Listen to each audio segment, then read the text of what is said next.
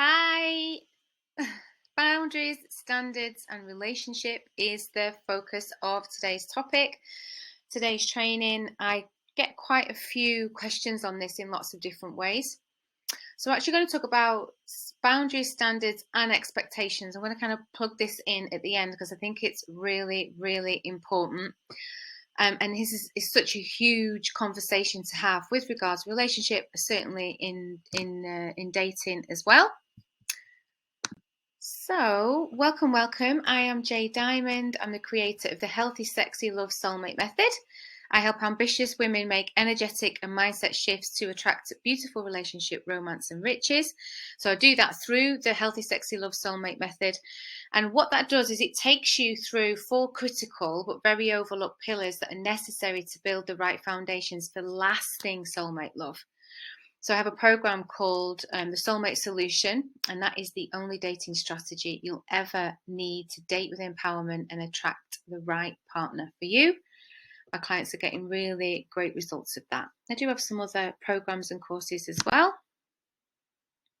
So does this sound like you, gorgeous goddess? Sometimes you feel taken advantage of or drained in your relationship.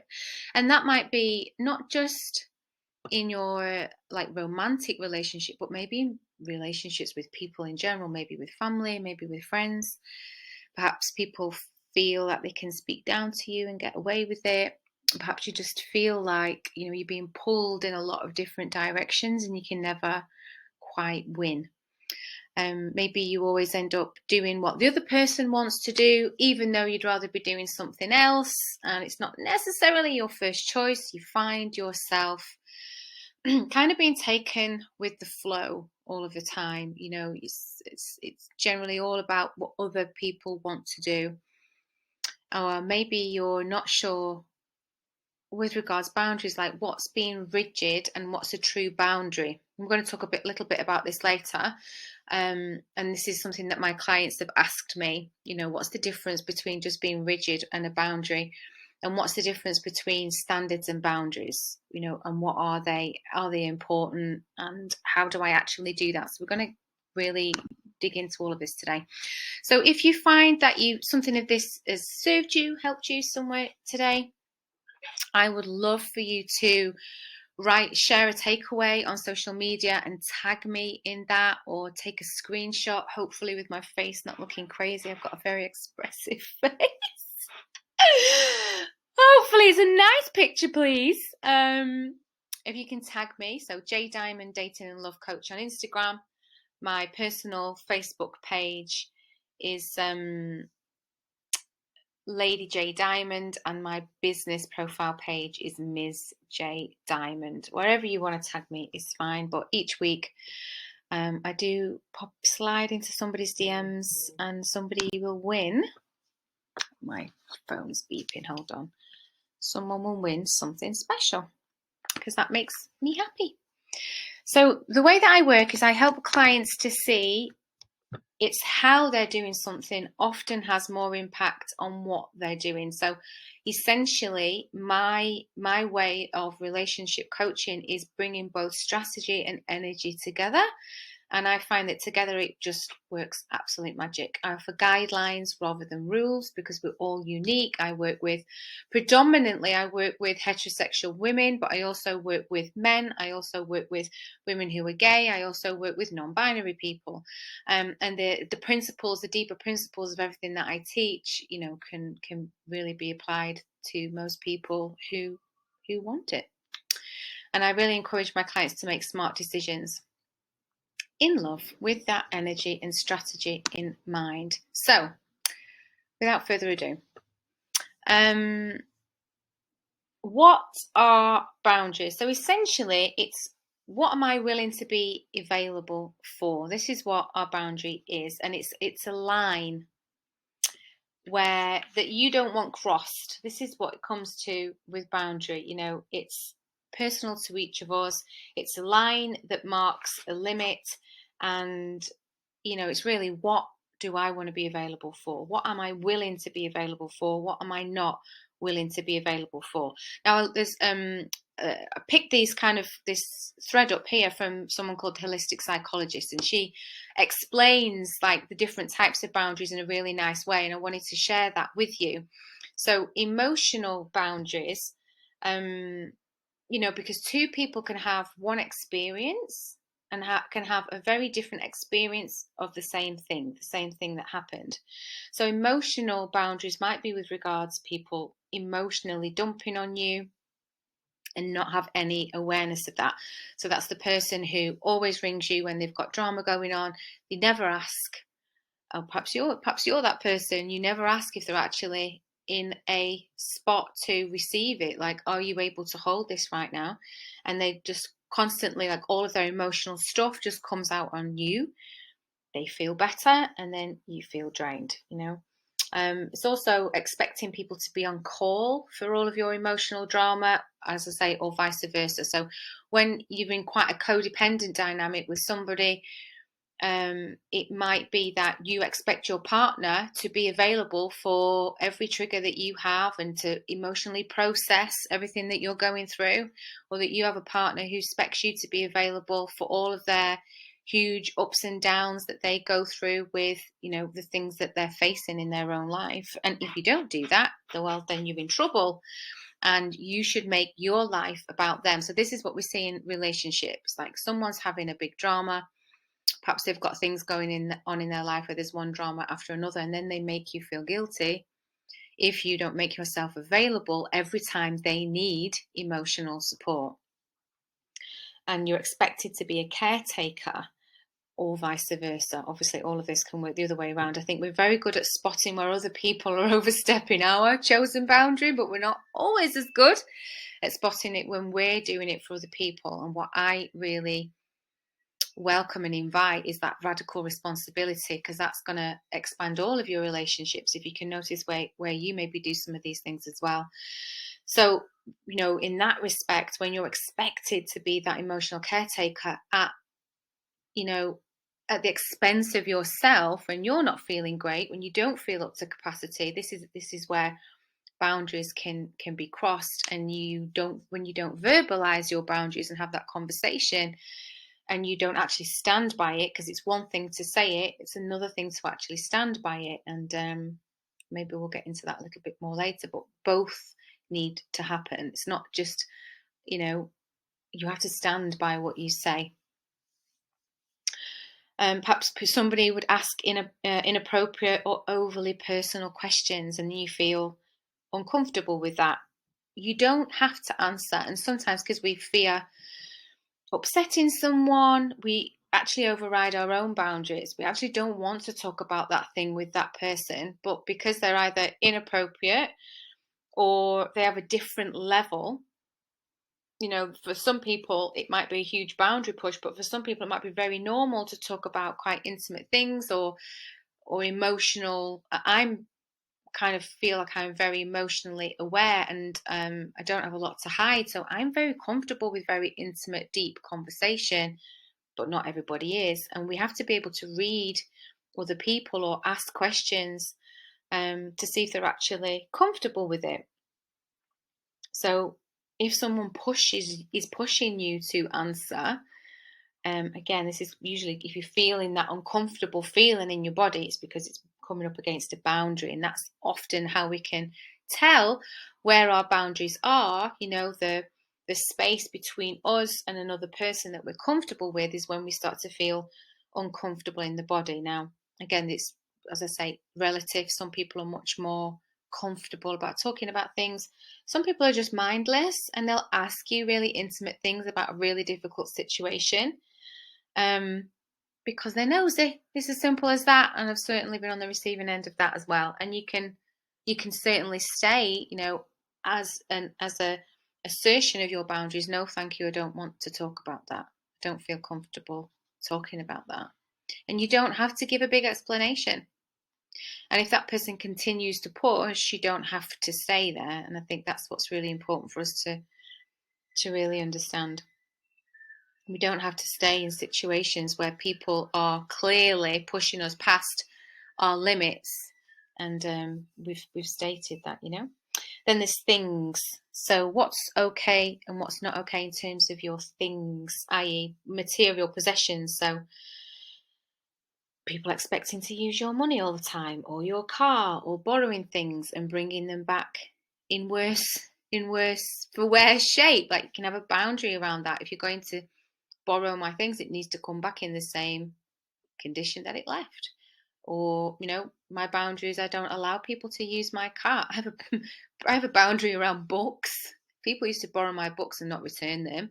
And so now the conversation is, sorry, my books don't leave my house. And some people get offended by that. But there you go. That's my boundary. I've lost too many of my precious books that just go astray. And sometimes people will be upset and try and make you feel bad and try and make you feel silly. But boundaries are personal to all of us, and there's usually a reason that we have them in place. So, energy capacity and time. Physical we've got there. So physical is proximity. Hugs, like how comfortable you are with touch. Obviously, unwanted sexual touch. This is another boundary that comes up a lot in our conversations with the women that I work with around dating, and guys being a bit too touchy-feely too soon without a connection. Like, you're entitled to say, that doesn't feel comfortable for me. It doesn't feel good to me. Will you stop that, please? I mean, you don't have to say please either, but you can just say, can you stop? I don't like that. I don't feel comfortable. Or you can say, that doesn't feel good. Can you stop that, please? But what we struggle with sometimes is we struggle to find our voice, and then we get mad with other people because of our expectations, which we'll come back to later, of how they should behave, how we feel they should behave. And of course, when we're just getting to know someone, we don't know what their expectations are or if they're respectful of other people's boundaries. So it's our responsibility to speak our boundaries if we feel that someone's come up, at that point of boundary where they meet and you meet, and it comes to an uncomfortable place. Like public displays of affection. Again, for me, I am very affectionate. Like, touch is my love language. I am not compatible with a person who struggles with PDA. I've been in relationships with people who struggle with PDA. It did not last because I am super, super affectionate. But if I was to try and force that on somebody and try and make them feel bad or guilty or shame them, then that's not okay, because the other person has a right to be who they are. If they're more private, if they don't feel comfortable, if they've had experiences where whatever, they don't like it, they don't have to explain themselves to me. It's just whether we are actually a compatible match or not, right? And that's what it's all about. And we kind of get more into that with standards as well. So with energy and capacity and time, this is like, where are you overextending yourself? Where are you saying yes when you actually want to say no, but you're so afraid of upsetting people, you say yes, and then you overextend yourself, and usually that person gets resentful or you shut down. Maybe you want to rest and stay home, but you overextend yourself. People keep asking for more and more, and it's like the more you give sometimes, the more people want from you. And it really is up to you in those circumstances to really work out where your boundary is with that, where you will and where you won't extend yourself, and at which point you'll stop. And to make that really clear, because unfortunately some people are of that kind of personality type where they'll just take and take and take and take, and you don't have to just let them do that. You have your own internal power. And this is also about respecting other people's need for space, their personal and energetic space, rather than demanding connection from someone, demanding someone pick up their phone when you want them to pick up their phone, demanding they text you a certain number of times a day because you want them to do that, because you want the validation, because you want to feel that connection, because you're afraid of losing them. Sometimes you can, override someone else's need for space. And that's a boundary issue again, Constantly asking for favors or unpaid work. This is around energy capacity and time. Always calling you when they're in a spot, but you don't get very much back for it. The boundary is where this doesn't feel good for me anymore. You might say, this is fine, I'm happy to do you a favor, but when you're calling me 3 times a week, I'm feeling that feeling in my body. It's uncomfortable. It doesn't feel good for me anymore. That's how you come up against a boundary. And in the mental arena, this is where, every person has different thoughts, beliefs, values. But when you're trying to prove, or someone is trying to prove themselves on you, like, this is why this is right, this is why you're wrong. You can't think like that. It's wrong to have that belief. It's wrong to have that value. This is why you should, basically believe what I believe. I'm trying to force their opinion on you.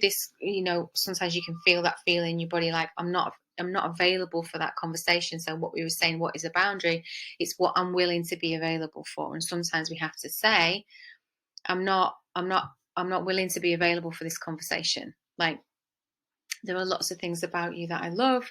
There are things where we get on really great, but I'm just not available to keep having this conversation with you. I'm not interested in it, and it's not going anywhere. So let's not. And that is a boundary. That is a boundary. Did we? Yes, I think we covered all of those things. So essentially, your boundary is the rules where you're teaching people how you want to be treated.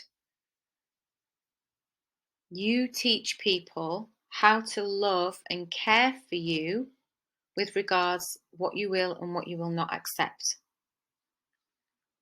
So, it's allowing yourself to have your own preferences for yourself, not simply just being open for what anybody else needs at any time, what anybody else wants at any time. It's you allowing yourself to have a sense of separateness from other people, and that you consider yourself, plural, consider yourself in interactions with others. Right? So when you're implementing a boundary, as in actually doing something about it, whatever's coming up for you, having to think about, why is this important for me, is really helpful. Like, what is it I'm reaching for here? What is it I actually want in this situation? Another word for that is desire.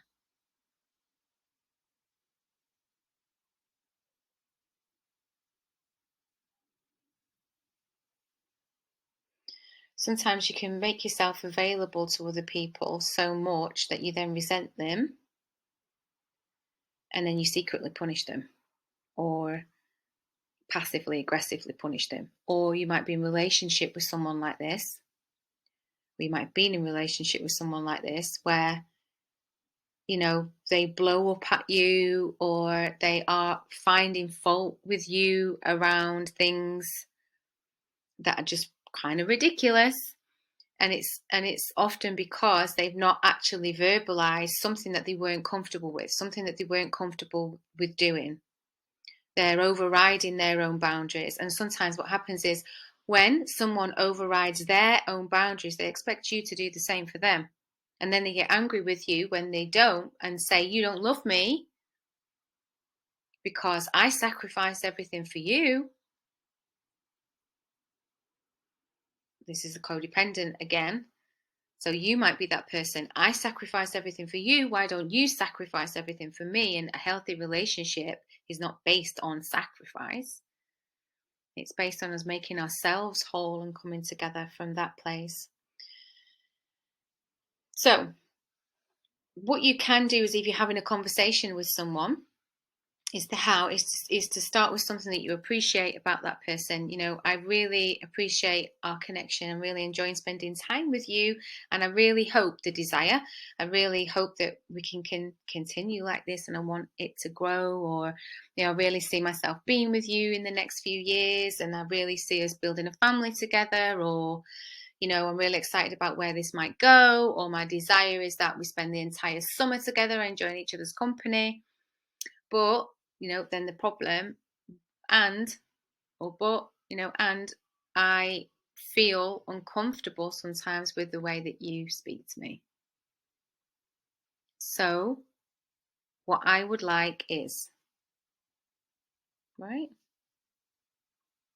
I would like to be spoken to respectfully. I would like for you to consider me when you're doing this or you're doing that.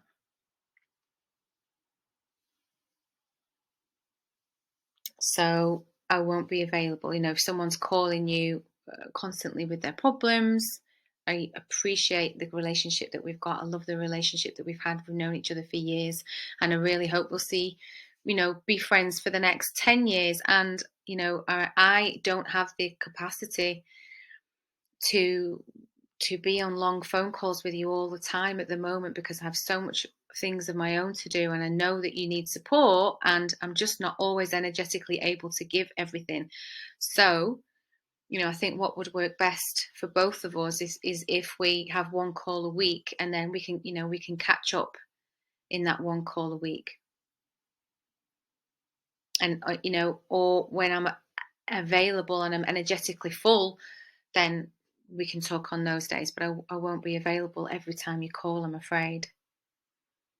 And it can feel really scary to talk about that. It can feel really scary to talk about that. But you have a framework there, and you can play with that. You can plan it up front and practice.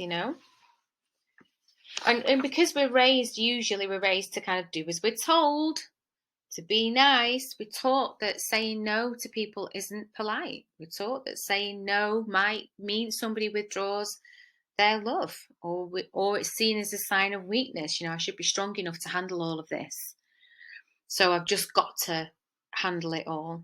Where actually you might not be the energetic capacity for that. And if you might say, I really appreciate our connection. I'm really enjoying getting to know you, and I hope we can get to know each other better. But I really don't feel comfortable with you sending me lots of sexual messages. I don't feel ready for that. I hope that, we'll get to that place. So it would feel better if you didn't. And we could just get to know each other without that element. And when we get there, then we get there. But it feels too soon for me. Is different from you're bad, you're wrong, you shouldn't do this, you should know better. How dare you? How dare you find me sexually attractive and want to have sex with me, even though we're dating and we both really fancy each other? So it's a kind of coming at things with a bit of a different energy, and it's our job to express what we are, what's acceptable for us, because it is different for every person. We can't expect people to know everything about us and what we desire. And sometimes there can be compromises depending on a situation. You might have a boundary that people don't call you at work unless it's an emergency. And if it's an emergency and your sister's ill and, needs that help right there and then to get to hospital, you want them to call you, right? So standards are how we kind of are choosing with regards behaviour. Standards are a little bit different. So standards are, pressing the wrong button. Standards are how we choose to behave and like where we're leaning towards greatness. Standards are what's the desire that we want to have for our life? What's the quality of lifestyle that we want? What are the choices we want to make for our lifestyle in our relationships? How our relationships happen? The choices that we make around the food that we put in our bodies? The behavior that you hold yourself to. And standards are about you. And this is like a really good distinction to make. Standards create a yes space in a relationship. They're for you, and they don't need anybody else to change.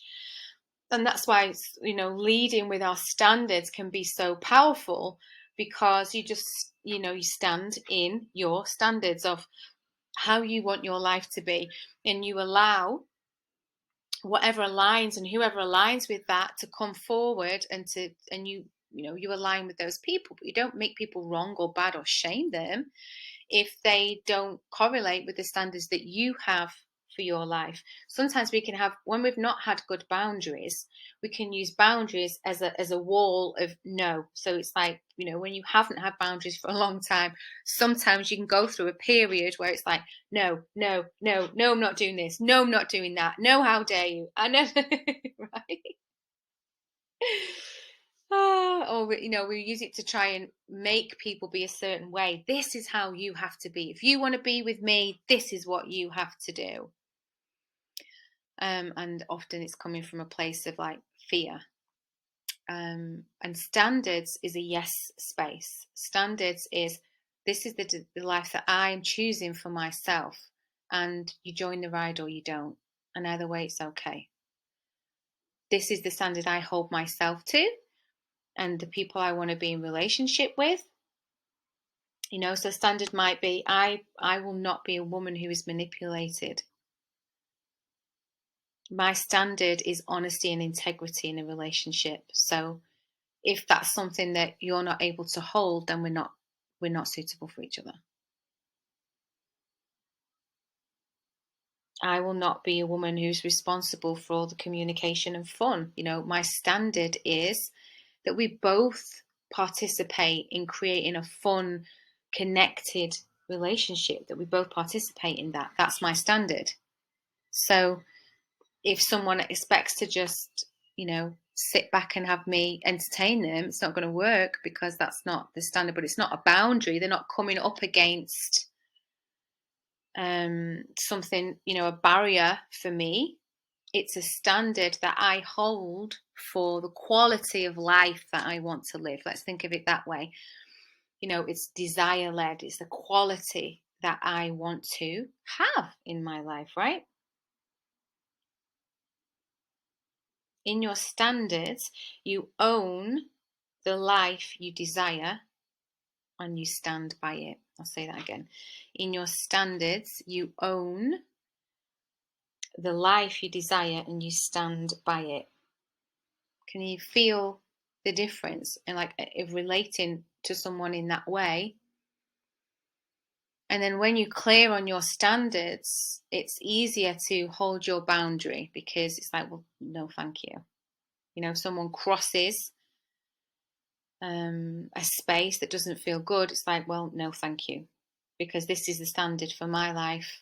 I'm not interested in that. And you don't have to get in a big back and forth about it. It's just a no. No, thank you. And expectations is where you have an idea in your head of how you think something should turn out, how you think someone should handle it, what you think they should know. This is how it should be. And this is usually based on your beliefs and your past experiences. It could, it's often based on how you've been brought up. If you've been brought up in a particular cultural background, you might have certain expectations about what people should or shouldn't do in a relationship, and how they should and shouldn't do it, and who should pay and who shouldn't pay, and who should work and who shouldn't work, and who should do the childcare and who shouldn't do the childcare. Like, all these can be expectations that run so deep from our culture of our family, culture of religion, culture of our country that we grew up in, right? That unless we have open conversations with people, sometimes we don't know about their expectations until we've kind of got to a place where we realize, oh, I didn't expect that. You should have known better, or this is not the way that it should be. And often this is when it comes out in relationship.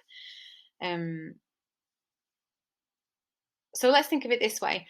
If you go to a film that's been hyped up, and you expect this amazing, incredible film, but you go and you find it a little bit underwhelming, you're disappointed. Now, if you'd have just gone into that film and someone said, oh, this film's on, do you fancy going to watch it this afternoon? You'd be like, I've got nothing else to do. You'd be like, yeah, that was a nice enough film. Yeah, it was all right. That, quite liked it. Because you didn't have this huge expectation of how it should be. So, you could have just enjoyed it for what it is without this anticipated outcome. So often with the expectations, we expect the other person should already know something. They should already know something about you. They should already know something about how you want to do relationship.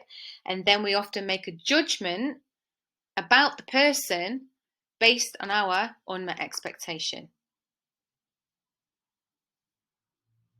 So agreeing expectations in before you get into a relationship, as you're getting into a relationship, is quite important. And we cover some in the soulmate solution. We talk about T's and C's, and that's terms and conditions of relationship. Like, what does relationship look like to you? Is it monogamous? What do you need to be monogamous? Is it not? Is it open? What do you class as flirting? Like, how often do you want to see each other? What about sex? Are you on the same page when it comes to sex? Is it an expectation that, because anyway, this is a whole story for another day, but like with a lot of people, they expect their partner to fulfill their every sexual need, without not allowed to fulfill your own needs. So having those kinds of conversations is really clarifying for like who you actually want to spend your life with. And I work with people around creating committed relationships. So expectations are often related to the external world and the actions of others. Boundaries are around your internal needs and experience. And it can be a fluid process. Boundaries, expectations, and standards change over time. They certainly do. As we learn, as we grow, what we will put up with changes. What we feel is a violation can change. Our standards can certainly change, and what we expect people to provide for us can definitely change as we grow in our emotional intelligence and relationship education. So, the focus is on adjusting the dynamics so that it works for both of you, rather than you're wrong, I'm right, and you need to change. If you're saying to someone, you should only go out, or you can only go out 2 nights a week and not 3 because I get too tired, well, that's more about control than it is about, a boundary, isn't it? So think of it this way. If you say to someone, stop smoking, you need to stop smoking. That's trying to control their behavior. That's control. If you say, please don't smoke at my house, that's your boundary because that's your space. So like, if you're going to smoke, then you smoke. But you don't smoke at my house because this is my boundary for my life.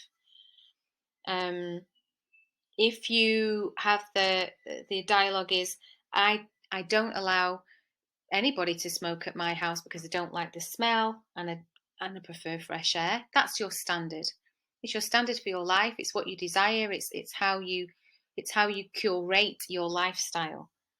And if you were to say, you should know I don't like smoking at my house, you should know that already. Why don't you know that? Then that's expectation. So can you feel the difference between all of the different pieces? So I hope this helped you today.